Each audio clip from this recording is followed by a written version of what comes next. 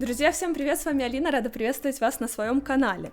Я продолжаю рубрику «Обсудим кино». Прошлый выпуск у меня был про Оскар, этот выпуск будет такой сборная солянка, и фильмы, и сериалы, и даже мультики. Сегодня с вами обсудим второй сезон «Бриджертонов», который, да, я знаю, вышел 25 марта, сегодня уже далеко не 25 марта, но тем не менее, мне необходимо восполнить мое отсутствие на канале. Все-таки долго меня не было, поэтому мне хочется про Бриджертонов поговорить.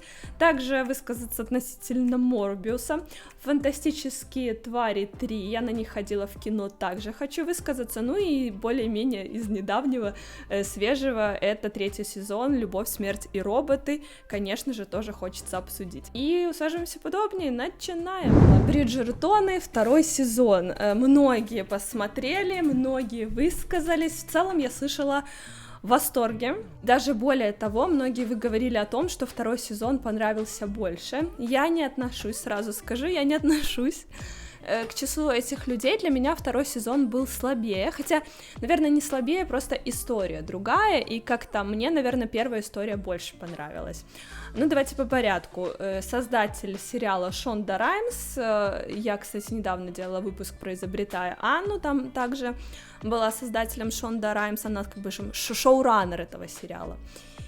И относительно Бриджертонов я ничего плохого не скажу, потому что в целом считаю этот сериал классным, он также на основе романов, и абсолютно я положительно отношусь к тому, что он инклюзивный, и там разные актеры, разные национальности, цвета кожи и так далее, это все круто, потому что в Бриджертонах это сделано классно, это красивая визуальная картинка, это очень яркие, харизматичные актеры, поэтому в целом к Бриджертонам абсолютно только одни плюсы, восхваление, классно, красиво, сюжет, все круто. Но что мне, например, не понравилось во втором сезоне? Во-первых, хэштег «Верните Саймона». Я говорю про актера. Боже мой, я выписала имя, но я так коряво написала. Реге Пейдж, надеюсь, да, я его с пометкой «Темный бог». Да, ну, правда, очень красивый актер. Я буду называть его Саймоном, и реально хэштег «Верните Саймона», потому что актер шикарный. Но, да, там какой-то конфликт у них произошел, насколько я поняла, поэтому он во втором сезоне не присутствовал. Итак, вторая часть. Что мне не понравилось? Момент того, что для меня, я не очень люблю, когда на протяжении всего сериала герои все вместе вроде идут к этому, уже, и они в конце только самым объединяются, и тебе дают только маленький такой кусочек насладиться, что они вместе. Вот это мне понравилось в первом сезоне, что там герои достаточно рано объединились, и несколько серий нам показали их взаимоотношения, и это было, круто, я люблю такое. А кстати, многие люди, наоборот, сказали, что это классно, им нравится, когда до последнего момента все так неоднозначно и непонятно, будут они вместе, не будут, и в конце они вместе. Но мне нет, мне это не нравится, мне хотелось посмаковать их, наконец, они через терник звездам объединились, и мне хотелось просмаковать эту тему, но, к сожалению, да, создатели как-то по-другому это увидели, но ничего. Следующий момент собственно говоря, этой писательницей, как я ее называю, журналисткой, в общем, которая выпускает эту газету, и этот момент, то, что мы теперь во втором сезоне знаем, кто это, и, собственно говоря, все эти ее поступки, и то, как она себя ведет, если в первом сезоне мы не знали, кто это, и это была такая интрига, и ты как будто бы представляешь какого-то человека, глубже, мощнее, потому что интересно было, правда, то здесь во втором сезоне мы уже видим конкретного человека, и мы понимаем, что этот человек, у него несколько своя позиция, и не всегда она мне была близка, поэтому как-то здесь мне уже было, конкретно ее линия, наверное, не очень нравилась, но это, опять-таки, лишь мое субъективное мнение. Конечно же, я считаю, что Корги — это главный герой, который просто покорил сердца многих, поэтому наверняка вам понравился второй сезон больше, не скрою, меня покорил тоже, в общем-то, да. Поэтому относительно Бриджертонов особо много сказать не могу, и В целом хочу заметить, что история действительно хорошая, потому что мне настолько понравилось, сериал вышел 25 марта в пятницу, и мне так вот настолько зашла первая серия, я уже хотела смотреть, и, в общем, целую ночь практически я не спала, потому что мне хотелось досмотреть, чем это все закончится. Также относительно ориентации Джонатана Бейли, я знаю, что многие вдруг узнали, что он как бы нетрадиционной ориентации, что он гей, и это немного всех смутило, потому что вот как-то резко эта история как-то изменилась. Я считаю, что вообще незаслуженно к нему прилетают претензии, потому что, кстати, во всех предыдущих своих словах, я надеюсь, я никого не оскорбила, опять-таки, вот мне настолько сейчас тяжело ориентироваться, кого можно назвать геем, кого можно назвать темнокожим, а можно ли так вообще произносить, поэтому я заранее, я вообще за добро, мир во всем мире, конечно же, сейчас это звучит, ну да ладно, вот, поэтому как бы, ну, в общем, Джонатана Бейли, у меня абсолютно не было никаких вопросов, потому что он настолько круто сыграл свою роль, я до конца верила в их историю с Кейт, Симон Эшли, актриса, тоже очень красивая, статная, такая высокая, по-моему, они в сериале были плюс-минус одного роста, но насколько я видела их на ковровой дорожке, она повыше актера, но она вообще такая достаточно крупная, статная, очень красивая актриса. В общем, я в их историю верила, и меня нисколько не смущала ориентация Джонатана Бейли, например. Хотя я знала о том, какой он ориентации, еще до того, как начала смотреть сериал. Не знаю, абсолютно верила. Когда актер талантливый, абсолютно неважно. Это то же самое, что предъявлять претензии за то, что какой-нибудь актер женат, а он играет, не знаю, женатого с другой, или там какие-нибудь любовные отношения с другой, то же самое. То есть я в это не верю, потому что у него есть потому что у нее, короче, там есть, да, жена, муж и так далее. Ну, типа, что? Ну, какая разница? Абсолютно никакой. Я же говорю, если актер играет хорошо, то претензий здесь не может быть. Все, относительно Бриджертона все. Если вдруг не посмотрели, бегом смотреть. Очень-очень круто. Следующее, что не могу не обсудить, так как сходила в кино, снова смотрела на английском языке, благо здесь все понятно. Итак, фантастические твари, как их любят называть, я обожаю этот просто перевод, еще помню, когда они только вышли, я такая, твари, серьезно, нельзя было назвать существа, не знаю, животные, даже чудовища звучат не так жестко, как твари. Но я себе это объяснила, ну, во-первых, конечно же, у нас любят коверкать названия в целом фильмов, а еще я объяснила это себе так, что возможно, мое такое предположение, что чудовища, да, Beast, они звучат, то есть короткое название, возможно, для афиш и всего остального существа, чудовища, возможно, было слишком длинным, и они сократили до твари, чтобы вроде бы оно красиво смотрелось, и сам фильм, когда появляется, тоже название, может быть, чтобы оно влазило. Короче, я не знаю, как это оправдать, но это жесткое название. Но, тем не менее, уже в миру как-то мы привыкли, фантастические твари, третьи, поэтому да. Быстренько пройдусь, сходила в кино, в целом получила заряд положительных эмоций, потому что я вообще фанат Поттерианы, как вы, наверное, могли догадаться из моих предыдущих выпусков, очень положительно отношусь непосредственно к Джоан Роулинг, конечно же, вот, молодец, Джоан. Для меня, конечно, главное разочарование фильма — это отсутствие Джонни Деппа в фильме Гриндевальда, и это, конечно, ну, настолько обидно. У меня вообще нет вопросов к актеру Мадс Миккельсен, который играл, в общем, этого Гриндевальда, и как бы так сказать, когда тебе показывают вот этого невероятно харизматичного Джонни Деппа, такого яркого, у него всегда очень яркие персонажи, ну что говорить, ну актер просто с бешеной харизмой, то для меня вот этот Макс, он был, ну, посредственным, честно говоря, то есть я не могу сказать, что он сыграл плохо, вот он, знаете, для меня, как вот все вот эти, вот, которые работают в этом магическом бюро, вот такие вот просто канцелярия, вот он для меня ровно так и выглядит,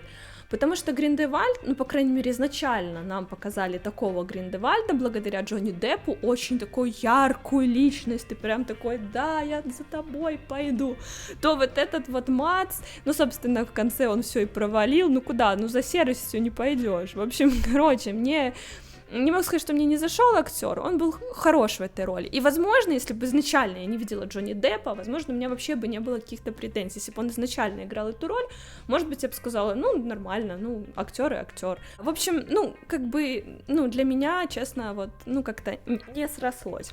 Еще один момент, который меня немножко так смутил, в общем, улыбнул, это момент, там же вот этот замут с тем, что Дамблдор и Гриндевальд, у них вот это вот какая-то там связь кровная, там до конца не понимаю, в чем там эта суть, и все это время они говорят, что мы не можем разорвать эту связь, нет, эта связь вообще там невозможна, там любовь, у нас любовь-морковь, вот это, кстати, сцена в кафе, просто мне хотелось вот так вот закрыться, то есть какие-то тоже у них там как будто бы однополые между ними отношения существуют, ну прям такая любовь-морковь, я такая думаю, ну понятненько, ладно, никаких претензий не имею, но это было немного странно, ты такой смотришь, что вообще происходит, так вот. И, значит, в конце это все, вот их эта вот связь разрывается, простите, если вы вдруг не смотрели этот фильм, который я рекомендую посмотреть, но он уже давно вышел, поэтому, простите, проспойлерю. Так вот, в конце, не поверите, эта связь между ними разрывается.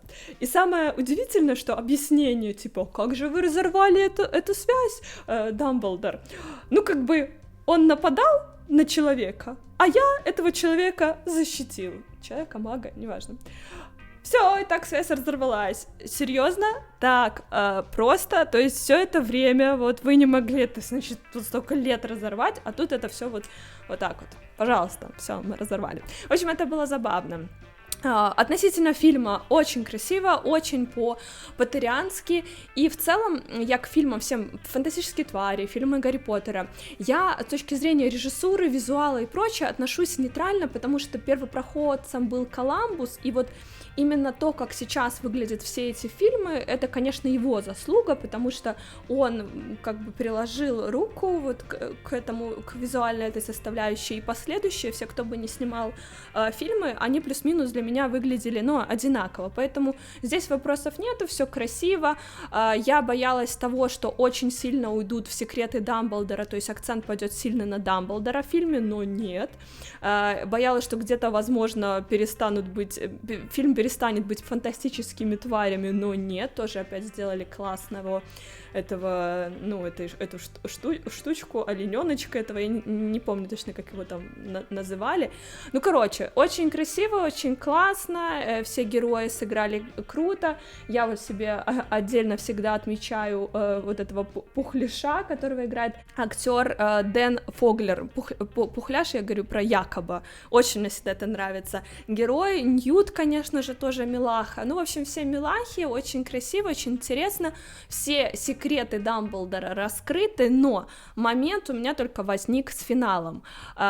Третья часть, насколько я поняла, это заключительная часть. Вот у меня не было ощущения, если честно, что это заключительная часть, как будто бы, то есть герой, злодей, как бы еще не побежден, Гриндевальд не умер, как я поняла, соответственно, для меня точка не поставлена. То есть если с Волдемортом, да, мы все понимаем, все, злодей умер, все довольны, счастливы, дальше живем.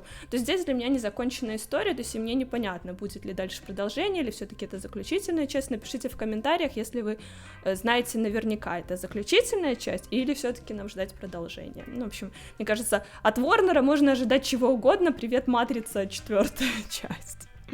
Относительно фантастических тварей, друзья, у меня все.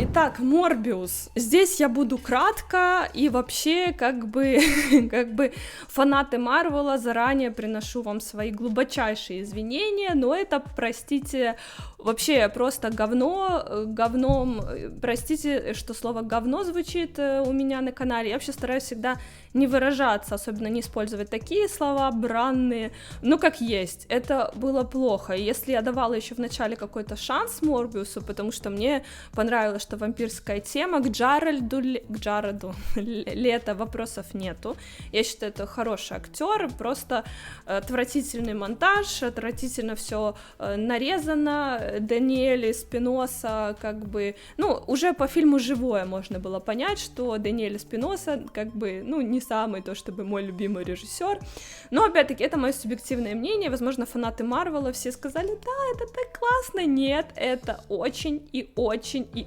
очень плохо.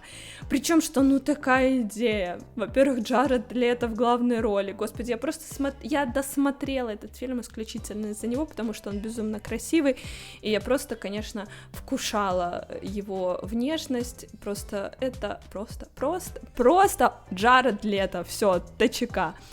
Итак, фильм отстой, смотреть вообще категорически запретить вообще все фильмы Марвела, сказала Алина, и увидела недавно нового Тора и Кристиана Бейла. Как Кристиан Бейл попал в Марвел, я хоть убей не понимаю, особенно после невероятного триумфа DC-шного в Бэтмене. Короче, не понимаю, но ради Кристиана Бейла мне придется смотреть Тора, хотя я зареклась, вот, правда, я посмотрела Венома, Вечных, вот Морбиуса, там недавно Доктор Стрэндж вышел, до свидания, я даже не буду пытаться, потому что это очень плохо, но вот Тор, блин, Кристиан Бейл, черт тебя дери, почему ты снялся в марвеловском фильме? Короче, это ужасно, и правда, вот можете отписываться, фанаты Марвела, не то чтобы у меня прям много подписчиков, но тем не менее, в общем, или не подписываться, фанаты Марвела, потому что для меня все фильмы Марвела это всегда очень и очень плохо.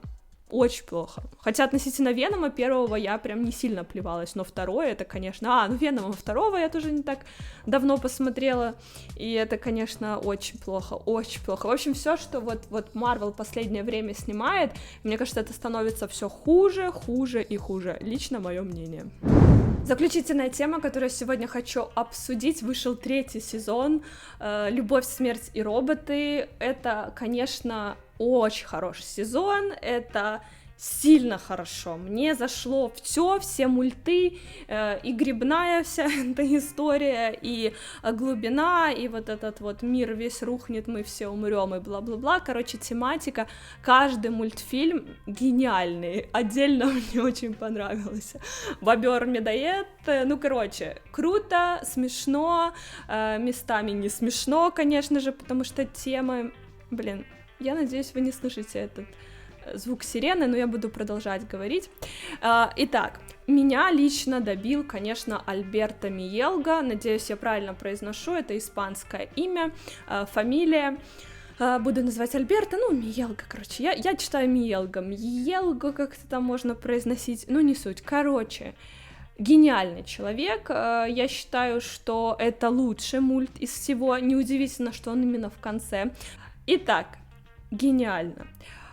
Казалось бы, столько уже мультов снято, но нет, берет Миелго и снова просто херачит мой мозг, потому что это очень хорошо, это настолько круто визуально, вот эта составляющая, отдельно про звук стоит, конечно, сказать, я сначала начинаю смотреть, и такая, господи, что со звуком, то есть то ли у меня отстает звук, не могу понять, что происходит, что не так, и потом ты погружаешься, и все просто становится в действительности на свои места, ты понимаешь, что эти звуки — это эмоция, она прям бьет через край, короче, меня весь мульт накрывал, он, конечно, очень короткий, но это великолепно, это вот и искусство, как говорится, в меру, и глубина.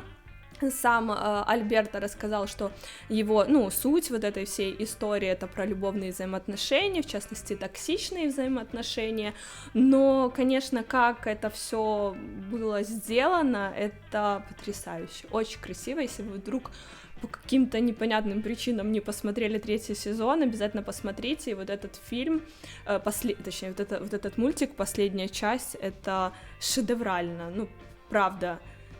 Во-первых, contemporary dance, движение самих героев, вот как это отображено нестандартно, плюс тема с глухотой, привет, Кода, оказывается, как можно круто сделать тему с глухотой и раскрыть, вот, там суть как бы не в этом, но неважно, на мой взгляд, это мощнейшее, наверное, что я видела за последний, как минимум год точно, вот прям, чтоб меня так пробрало. Поэтому вот такие мои, как бы, впечатления от этих вот замечательных мультиков и вообще 3-го сезона. Друзья, на сегодня у меня все. Надеюсь, вам понравился этот выпуск. Мне кажется, обсудила я очень много всего интересного, что произошло.